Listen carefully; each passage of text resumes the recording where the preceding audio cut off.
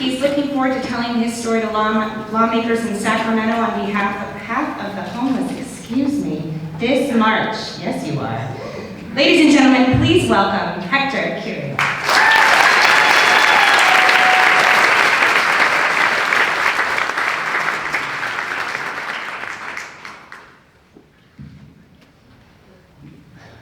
Wow, everyone.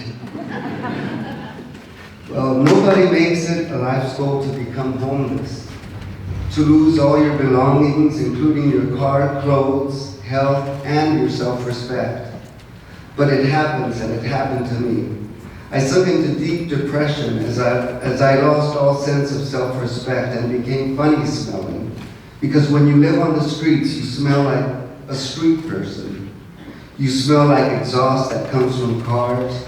You smell like urine and sweat. Now, how do you help someone regain everything lost? My homelessness all started when I suffered a back injury while working as office manager in a medical clinic in Glendale. The doctors prescribed narcotic pain medication, which I soon became addicted to. When the doctors who prescribed the narcotics could no longer prescribe these medications, I found several dealers that could provide these pain pills that I needed so as not to go into withdrawal. At about the same time, I was diagnosed with diabetes, which made my health that much worse. I did very well in the beginning of my addiction. The stimulation from the opiates caused me to function marvelously. But as my addiction progressed, my ability to function in an office setting became totally impaired. The clinic closed for business, and I began to isolate myself from friends and family members, ultimately suffering from depression that left me unable to perform even the easiest tasks like looking for a job. And when I did apply for a job and got an interview, the interview did not go well at all.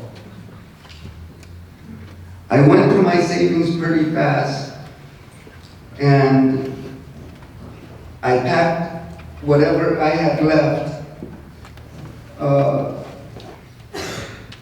and moved into my Ford Explorer. I was officially homeless. I wandered the streets of Los Angeles like a derelict until finally I went to the Hollywood Department of Mental Health, and after months of taking psychiatric medications, I began to feel kind of normal again and started my search for a roof over my head. I went to several organizations that help house the homeless and filled out many applications without any results, and would return to my Ford Explorer disappointed, which is where I lived at the time. Now you have to understand, my truck was the closest thing I had to a home, a place where I felt safe. And one day I came back from checking on the status of an application, and I found that my Ford Explorer was not there. It had been stolen, the last bit of home that I had. I was devastated. Now what was I to do? I slept on sidewalks, benches, and under freeway underpasses throughout Los Angeles until I found a spot on the corner of Bellevue and Glendale Boulevard in Echo Park, where I pitched a tent and lived alone for a while until I met a homeless person named Rafael, who showed me the ropes like where to get meals and clothing nearby at the Dream Center, as well as at missions located throughout Skid Row. I lived like this for almost a year and a half, bearing bad weather and being susceptible to attacks from local gang members, which you heard about from people who had run-ins with them. After a very long time of just surviving on the streets, I asked Eileen Regan, my case manager at the Hollywood Department of Mental Health, about housing. My case manager was new and didn't have much information, but she told me she would see what could be done. At the following meeting with her, she submitted an application to the Skid Row Housing Trust. I went through their screening process and filled out all their paperwork, and within 2 months, on April 8, 2016, I moved into a Section 8 shelter-plus care program apartment. My life has changed considerably as I started treatment for my opiate addiction, and I look forward to being completely drug-free. As for my diabetes, I have to adhere to a special diet and exercise regimen.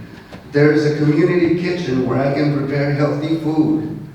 My diabetes is more under control than it has ever been, and if I continue to take care of myself, I can expect to live a long, healthy life. Having a place to call home has made quite a difference in my life. I now feel safe, and I use my time now getting my head straight and helping others who are homeless by sharing information on how they too can apply for supportive housing. This is the reason why I joined the CSH Speak Up Advocate program. My name is Hector. I am a CSH Speak Up Advocate. Thank you very much for your time.